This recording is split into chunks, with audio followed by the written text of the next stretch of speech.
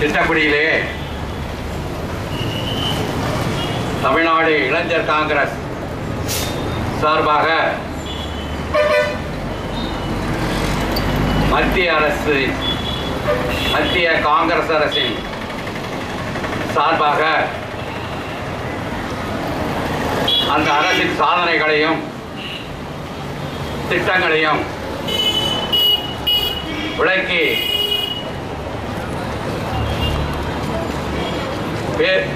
ஊர்தி வழியாக கிராமங்கள் தோறும் பிரச்சாரம் செய்வதை துவக்கி வைப்பதற்காக எங்களது அன்பு தலைவர் மாண்புமிகு கடலூர் நாடாளுமன்ற உறுப்பினர் தலைவர் KS அழகிரி அவர்களே, இந்த கூட்டத்திலே விளக்க உரையாற்ற வந்திருக்கும் இளைஞர் காங்கிரஸ் பொதுச் செயலாளர் ராஜேஷ் அவர்களே, கடலூர் நாடாளுமன்ற இளைஞர் காங்கிரஸ் தலைவர் செல்வகுமார் அவர்களே, மனிதநேய பண்பலர் எங்களுக்கெல்லாம் வழிகாட்டி எங்களுடைய அன்பு தலைவர் KS அழகிரி அவர்களை நீண்ட நேரம் பேச அழைக்கிறோம். விவசாயிகளுக்கு என்ன இது விவசாய பகுதி என்பதனால் விவசாயிகளுக்கு என்ன கரும்பு விலைய முதல்ல ஏன்னா சென்ற ஆண்டு 200 ரூபா, இந்த ஆண்டு 400 ரூபா, அடுத்த ஆண்டு 400 ரூபா உயர்த்தி கொடுத்திருக்கு மத்திய அரசு. தமிழக அரசு ஒரு பைசா கூட உயர்த்தி கொடுக்கல. அதெல்லாம் விளக்கமா பேச வேண்டும் என்று கேட்டுக்கொண்டு விடுவேன்.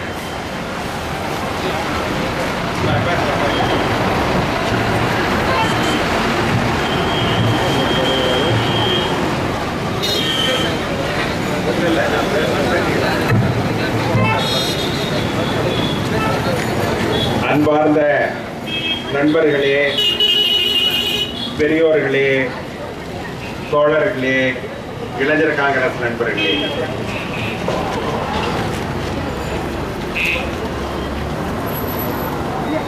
காங்கிரஸ் தலைமையிலான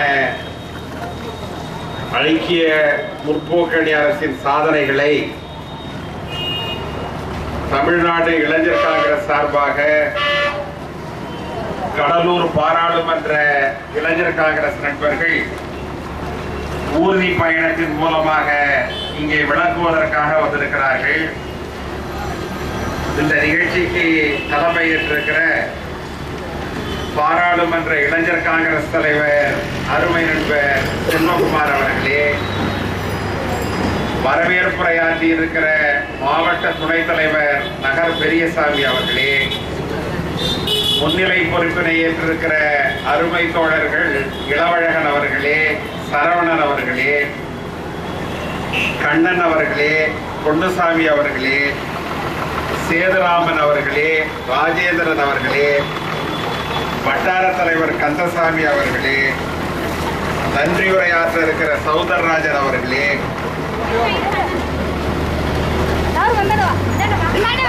மற்றும் இளைஞர் காங்கிரசினுடைய பாராளுமன்ற துணைத் தலைவர் சகோதரி லிசி ஜோஸ்கின் அவர்களே, பொதுச் செயலாளர் அருமை நண்பர் ராஜேஷ் அவர்களே, மற்ற பொதுச் செயலாளர்கள் தோழர் கிருபாநிதி அவர்களே, வி ரஞ்சித் அவர்களே, ஆர் செந்தில்குமார் அவர்களே, டி ஆனந்த் அவர்களே, கடலூர் சட்டமன்றத்தினுடைய இளைஞர் காங்கிரஸ் தலைவர் அருமை தோழர் ராமராஜன் அவர்களே, பண்ருட்டி சட்டமன்றத்தினுடைய தலைவர் அருமை நண்பர் சையத் கவுஸ் பாஷா அவர்களே, விருதாச்சலம் சட்டமன்றத்தினுடைய தலைவர் அருமை நண்பர் சாந்தகுமார் அவர்களே, குறிச்சிப்பாடி சட்டமன்றத்தினுடைய தலைவர் அருமை நண்பர் டி அழகிரி அவர்களே, நெய்வேலி சட்டமன்றத்தினுடைய தலைவர் அருமை நண்பர் சி வேல்முருகன் அவர்களே, திட்டக்குடி சட்டமன்றத்தினுடைய தலைவர்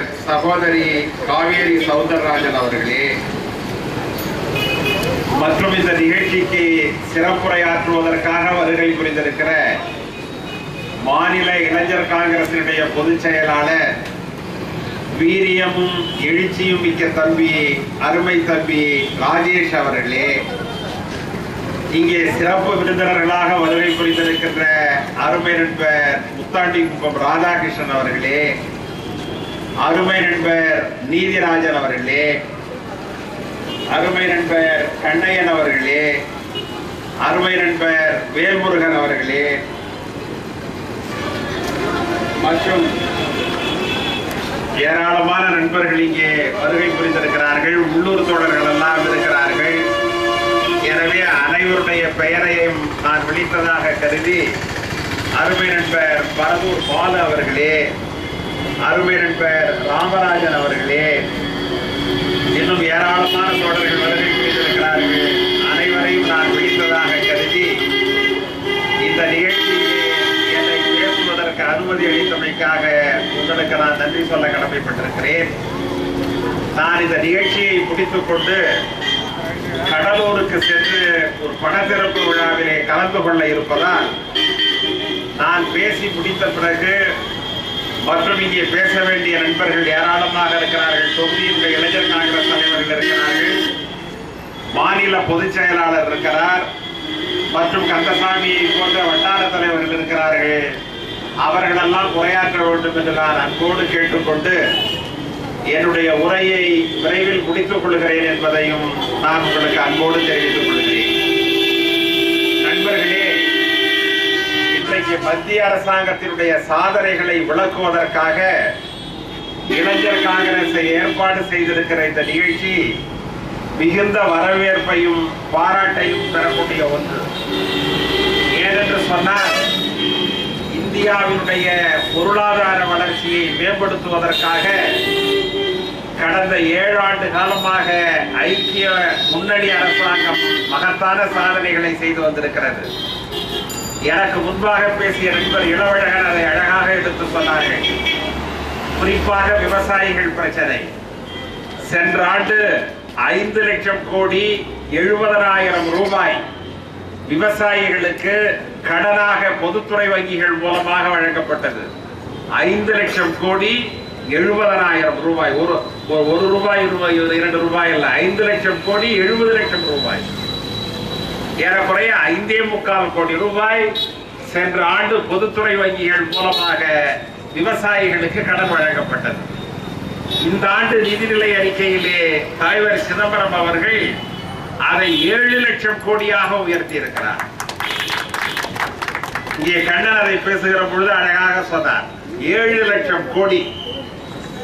அதற்கு முன்பெல்லாம் ஒரு விவசாயி எரு வாங்க வேண்டும் என்று சொன்னால், நடவு நட வேண்டும் என்று சொன்னால், பூச்சி மருந்து அடிக்க வேண்டும் என்று சொன்னால் நகையை எடுத்துக்கொண்டு வட்டி கடைக்கு செல்ல வேண்டும், அல்லது ஊரிலே கந்து வெட்டி யார் கொடுக்கிறார்கள் என்று பார்த்து அவர்களிடம் சென்று நிற்க வேண்டும். ஆனால் சிதம்பரம் இந்தியாவினுடைய நிதியமைச்சராக மாறிய பிறகுதான் விவசாயிகளுக்கு பொதுத்துறை வங்கியிலே கடன் கொடுக்க வேண்டும், அதுவும் அவர்கள் கேட்கிற அளவிற்கு கொடுக்க வேண்டும் என்று சொல்லி இன்றைக்கு 7 லட்சம் கோடியை கடனாக அவர்கள் வழங்கி இருக்கிறார்கள். எனவே விவசாயிக்கு சிரமம் இல்லை. எல்லா ஊர்களுக்கும் ஏதாவது ஒரு பொதுத்துறை வங்கி இருக்கிறது. அவர்கள் முறையாக கடன் பெற்று முறையாக அதை திருப்பி செலுத்தினால் சொந்த பணத்தை கையிலே வைத்திருப்பதை போன்ற மனநிலையோடு விவசாயத்தை செய்ய முடியும், விவசாயம் மேம்பாடு அடையும். அதற்காகத்தான் இந்த திட்டத்தை கொண்டு வந்திருக்கிறார்கள். இது ஒரு மகத்தான திட்டம். இதுவரை இந்தியாவிலே இந்த திட்டம் யாரும் இவ்வளவு ரூபாய் கொடுத்ததல்ல. அதற்கு முன்பு கூட கொடுப்பாங்க, கொஞ்சம் கொஞ்சம் கொடுப்பாங்க. ஆனா 7 லட்சம் கோடி என்பதை விவசாயிகளால் அந்த அளவுக்கு வாங்க கூட முடியாது. அவ்வளவு தொகை அது. நீங்கள் கற்பனை செய்ய முடியாத தொகை. விவசாயிகள் விளைபொருளை அதிகமாக்க வேண்டும் என்பதற்காக அதை செய்திருக்கிறார்கள். நண்பர்களே, சென்ற ஆண்டு மட்டும் நம்முடைய உற்பத்தி எவ்வளவு தெரியுமா? அந்த நெல்லும் கோதுமையும் 250 லட்சம் மில்லியன் டன். நீங்க நேற்று நான் ஒரு தொலைக்காட்சியில ஒரு பேட்டி பார்த்தேன். ஒரு கம்யூனிஸ்ட் தலைவர் பேசுகிற பொழுது சொல்றார், நாட்டில் விவசாயமே அழிஞ்சிட்டுங்கிறார். ஆனா நண்பர்களே, சென்ற ஆண்டு நாம் உற்பத்தி செய்திருக்கிற நெல்லும் கோதுமையும் 250 லட்சம் டன் என்பது எவ்வளவு என்பதை நீங்கள் எண்ணிப்பார்கள். உலக வரலாற்றிலேயே கிடையாது. இப்ப கூட நம்ம என்ன செஞ்சிருக்கிறோம்? 2 நாளைக்கு முன்பாக 5 லட்சம் டன் கோதுமையை ஏற்றுமதி செய்திருக்கிறோம். ஒரு காலத்துல நாம அமெரிக்காவிலிருந்து கோதுமையும் அரிசியை இறக்குமதி செய்து கொண்டிருந்தோம். தினத்தந்தி பத்திரிகை எல்லாம் கார்ட்டூன் போடுவாங்க. கப்பல் வரும், கோதுமையை ஏற்றிட்டு வரும். இந்தியாங்கிற ஒரு பொம்மையை போட்டு ஒரு கோமணத்தை கட்டிக்கிட்டு கையில திருவோட்டோட அந்த கோதுமைக்காக துறைமுகத்துல போய் நிற்பாங்க. அப்படி இருந்த இந்தியா இது. ஒரு காலத்துல அப்படிதான் நாம இருந்தோம். ஆனால் நண்பர்களே, இன்றைக்கு இந்தியாவிலிருந்து கோதுமை வெளிநாடுகளுக்கு ஏற்றுமதி ஆகிறது, இந்தியாவிலிருந்து அரிசி வெளிநாடுகளுக்கு ஏற்றுமதி ஆகிறது என்று சொன்னால் காங்கிரஸ் அரசாங்கத்தினுடைய விவசாய கொள்கை சிறப்பாக இருந்த காரணத்தினால்தான் அந்த வெற்றியை நாம் ஈட்ட முடிந்திருக்கிறது. எதிர்கட்சிகள் கண்ணை மூடிக்கொண்டு பேசுகிறார்கள் விவசாயம் அழிந்து விட்டது என்று. விவசாயம் அழிந்தால் எப்படி 5 லட்சம் டன் கோதுமையை நீங்கள் ஏற்றுமதி செய்ய முடியும்? இந்தியாவை போன்ற பெரிய நாட்டிற்கு நாம் கோதுமையை கொடுத்தது போக மீதம் இருப்பதை ஏற்றுமதி செய்கிற அளவிற்கு நம்முடைய விவசாய வளம் வளர்ச்சி அடைந்திருக்கிறது என்பதனை நண்பர்கள் நாடு முழுவதும் எடுத்து சொல்ல வேண்டும். பத்திரிகைகளை பார்த்திருப்பீங்க, வந்திருக்கிறது. இதே மாதிரி ஒவ்வொரு துறையிலும் நாம் வளர்ச்சி அடைந்திருக்கிறோம். நண்பர் இளவழகனும் சொன்னார், கண்ணனும் சொன்னார். கல்வி கடன் இதுவரைக்கும் 50,000 கோடி ரூபாய் கல்வி கடன் வழங்கப்பட்டிருக்கிறது. ஏறக்குறைய 22 லட்சம் மாணவர்கள் அந்த கல்வி கடனை பெற்றிருக்கிறார்கள். உலகத்தில் எந்த நாட்டிலையும் அந்த திட்டம் கிடையாது. உயர்கல்வி பெறுகிற மாணவர்கள் தகுதி உடையவர்களாக போதுமான மதிப்பெண்கள் பெற்றிருந்தால் பொதுத்துறை வங்கிகள் அவர்களுக்கு கடனை வழங்க வேண்டும். ஒரு சிலர் சொல்றாங்க, நான் அந்த பேங்குக்கு போன கடன் கிடைக்கல. இருக்கலாம், நான் இல்லைன்னு சொல்ல வரல. அங்கொன்று இங்கொன்றாக சில பிரச்சனைகள் இருக்கலாம். சில வங்கிகள் அதிகாரிகள் அதில் ஆர்வம் காட்டுவதில்லை. சில வங்கிகளில் பணியாற்றுகிற ஊழியர்கள் இது என்ன ஒரு புதிய பிரச்சனையாக இருக்கிறது என்று கருதுகிறார்கள். அவர்கள் எல்லாம் யார்? எல்லாம் நம்ம ஜனங்கள் தான், நம்ம ஊர்ல இருக்கிறவன் தான். வங்கிக்கு போனவனா அவங்களுடைய மனநிலை மாறிவிடுகிறது. அரசாங்கம் கொடுக்க சொல்லுகிறது. அந்த தகுதியுடைய மாணவனாக இருந்தால் 24 மணி நேரத்தில் அந்த கடனை கொடுத்து அனுப்பணும். நம்ம போய் வச்சுங்க, காங்கிரஸ்காரங்க வந்து சண்டை போடுறாங்க, காங்கிரஸ்காரவங்க வங்கிக்குள்ளார வந்து செல்வாக்கு செலுத்துறாங்க, அவங்க சொல்றவங்களுக்கு கொடுக்கணும்னு சொல்றாங்க. இப்படி ஒரு பழி, அதை போடுவதற்கு பத்திரிகைகள், அதுக்குன்னு ஆர்ப்பாட்டம், இதெல்லாம் வர்றதுனால நாம் அங்க போறதில்லை. ஆனாலும் நண்பர்களே, திட்டம் வெற்றிகரமாக நடைபெற்றுக் கொண்டிருக்கிறது. 50,000 கோடி என்பது சில மாநில அரசாங்கத்தினுடைய வரவு செலவு திட்டத்தை விடவும் பெரிய தொகை என்பதை நீங்கள் எண்ணி பார்க்க வேண்டும். தலைவர் சிதம்பரம் 2004ஆம் ஆண்டு ஐக்கிய முற்போக்கு அணியினுடைய தலைவராக வந்த பொழுது, பொருளாதாரத்துறை அமைச்சராக, நிதித்துறை அமைச்சராக வந்த பொழுது அந்த திட்டத்தை அறிமுகப்படுத்தினார். அதனால்தான் இன்றைக்கு இந்தியாவிலே உயர்கல்வி படிக்கிற மாணவர்களுடைய தொகை அதிகமாகி இருக்கிறது. யாராவது மறுத்து விட முடியுமா? இதெல்லாம் வளர்ச்சிக்கான திட்டங்கள். இந்தியா வளர்ச்சி அடைய வேண்டும் என்று சொன்னால் டாஸ்மாக்ல போய் குடிச்சிட்டு வந்து சாயந்தர நேரத்தில் ஏதாவது பேசிக்கிட்டு இருந்தா இந்தியா வளர்ச்சி அடைந்து விடாது. இதை போலவெல்லாம் திட்டமிட்டு செய்தால்தான் இந்தியாவிற்கு வளர்ச்சி கிடைக்கும் என்பதை நண்பர்கள் உணர்ந்து பார்க்க வேண்டும். அது இல்லாமல் இந்த பட்ஜெட்ல ஒரு புதிய திட்டத்தை கொண்டு வந்திருக்கிறார். National skill development. அதாவது படித்த இளைஞர்கள், 10ஆம் வகுப்பு படித்தவர்கள், 8ஆம் வகுப்பு படித்தவர்கள், ஐடிஐ படித்தவர்கள், பாலிடெக்னிக் படித்தவர்கள், இன்ஜினியரிங் கல்லூரியிலே படித்தவர்கள், இந்த படிச்சவங்க உடனடியாக வேலைக்கு செல்கிற அளவிற்கு அவர்களுக்கு அனுபவம் இருக்காது. எனவே இதை போன்ற படித்த மாணவர்களுக்கு தொழிற்சாலைகளில் அல்லது தொழிற்சாலைகளோடு சார்புடைய கல்விக்கூடங்களை அமைத்து அதிலே அவர்களுக்கு பயிற்சி அளிப்பது, அதற்காக ஒவ்வொரு மாணவனுக்கு 10,000 ரூபாய் வழங்குவது, அவனை ஸ்கில் டெவலப்மெண்ட் என்பது திறமை உடையவனாக ஆக்குவது. அந்த பையன் படிச்சுட்டு ஒரு 6 மாசம் அந்த பயிற்சியை எடுத்துக்கொண்டால் நேரடியாக ஒரு தொழிற்சாலைக்கு சென்று வேலை செய்யக்கூடிய ஆற்றலை பெறுவதற்கு பெயர்தான் அந்த ஸ்கில் டெவலப்மெண்ட். அந்த திட்டத்தை கொண்டாந்திருக்கிறார். எவ்வளவு தொகை வேண்டுமானாலும் அதற்காக வழங்கப்படும். 1000 கோடி ரூபாய்க்கு மேல் முதற்கட்டமாக வழங்கி இருக்கிறார். மாணவர்களை தரமுடையவர்களாக ஆக்குவதற்கு. ஏன்னா சீனாவில் இன்றைக்கு அது நடக்கிறது. சீனாவில் பட்டப்படிப்பு பெற்றவர்கள் 20 மில்லியன் பேர் தொழிற்சாலைகளுக்கு வேலைக்கு செல்கிறார்கள். 1 மில்லியன் என்பது 10 லட்சம். ஆனா இந்தியாவில் அப்படி இல்லை. இந்தியாவில் வேலைக்கு செல்கிறவர்கள் என்பவர்கள் 8ஆம் வகுப்புக்கு கீழே, 5ஆம் வகுப்புக்கு கீழே படித்தவர்கள் தான் உடல் உழைப்பு செய்வதற்காக செல்கிறார்கள்.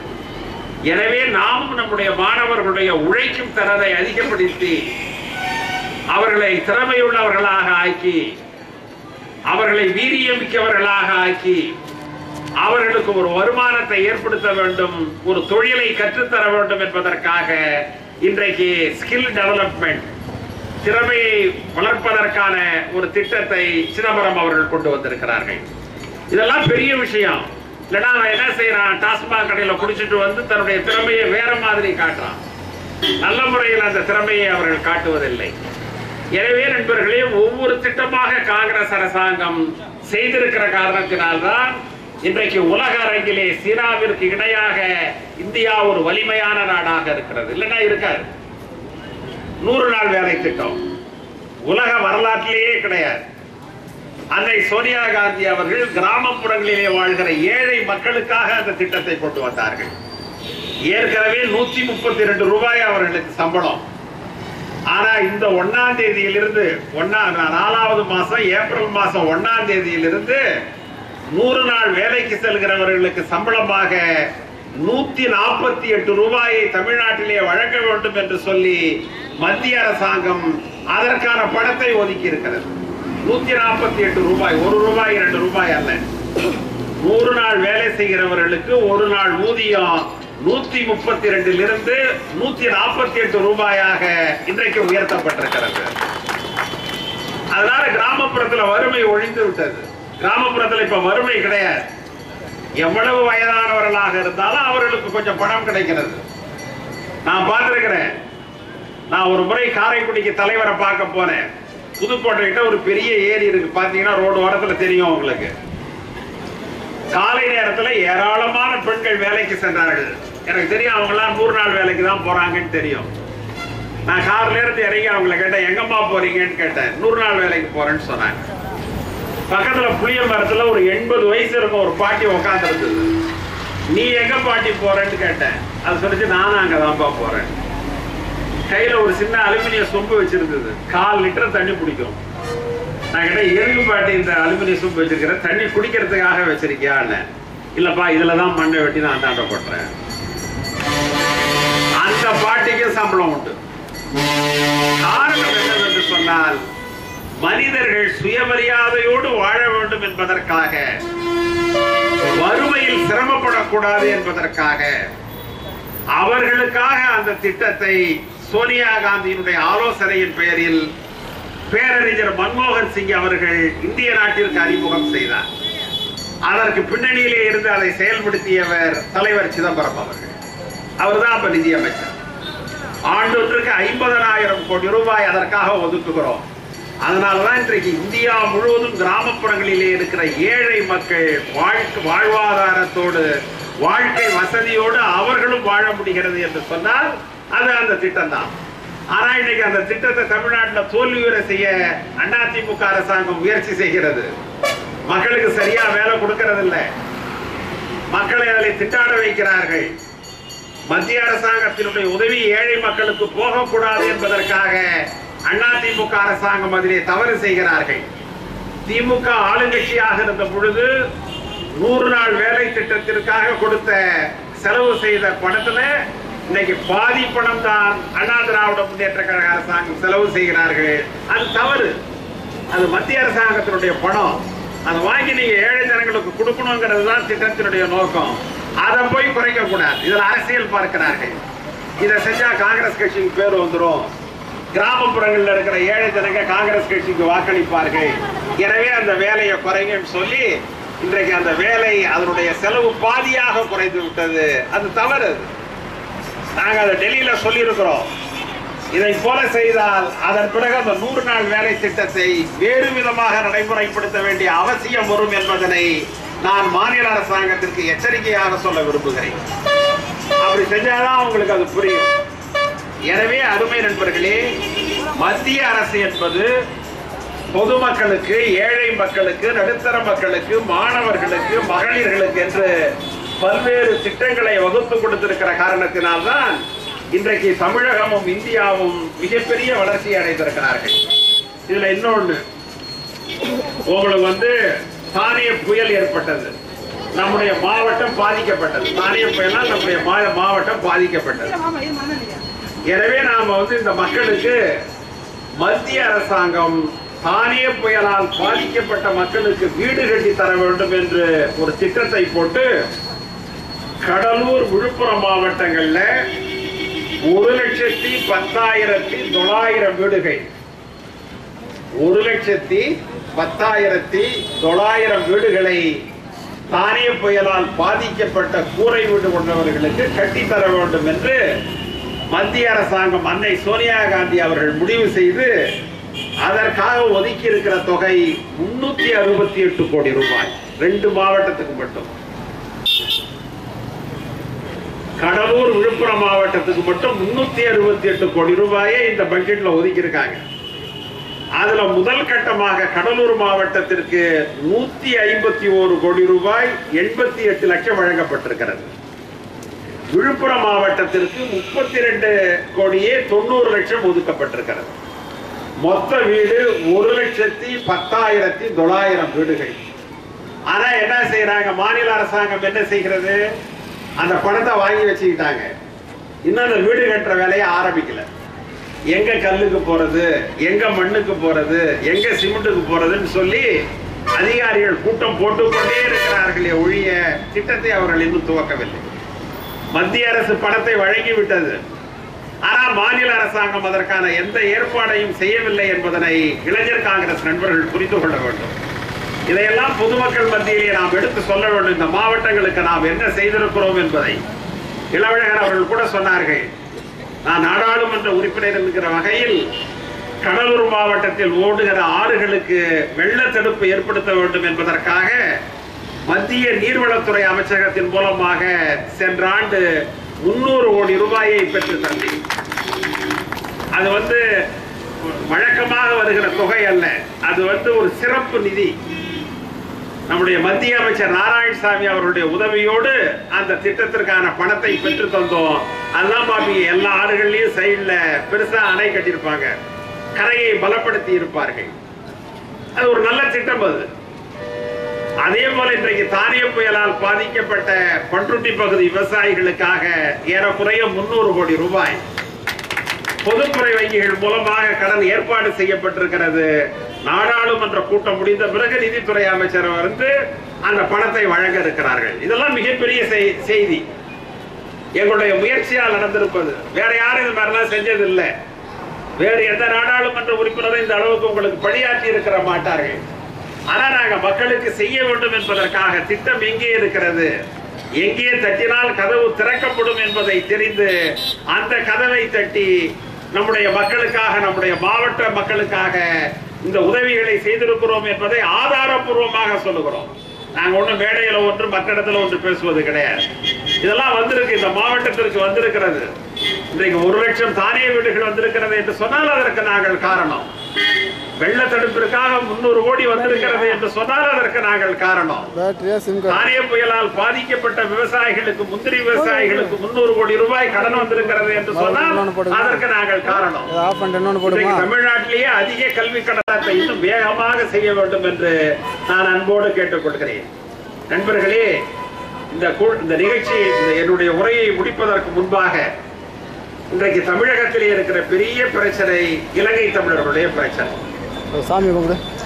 சில தீவிரவாத அமைப்புகள், தமிழகத்தில் இருக்கிற சில தீவிரவாத அமைப்புகள் ஏதோ காங்கிரஸ் கட்சி இலங்கை தமிழர்களுக்காக எதையும் செய்யவில்லை என்பதை போன்ற ஒரு மாய உருவத்தை தோற்றுவிக்கிறார்கள். நான் அந்த பிரச்சனையை பற்றி உங்களுக்கு ஒன்றை விளக்குகிறேன். இந்தியாவில் இருக்கிற எல்லா அரசியல் கட்சிகளும் இலங்கையில தனி ஈழம் என்கின்ற ஒரு அமைப்பு ஏற்படுவதை யாரும் விரும்பல. அது காங்கிரஸாக இருந்தாலும், பிஜேபியாக இருந்தாலும், இடது கம்யூனிஸ்டாக இருந்தாலும், வலது கம்யூனிஸ்டாக இருந்தாலும், ஃபார்வர்ட் பிளாக்காக இருந்தாலும், மம்தா பானர்ஜியுடைய கட்சியாக இருந்தாலும், முலாயம் சிங் கட்சியாக இருந்தாலும், லாலு பிரசாத் கட்சியாக இருந்தாலும், இன்னும் ஒரு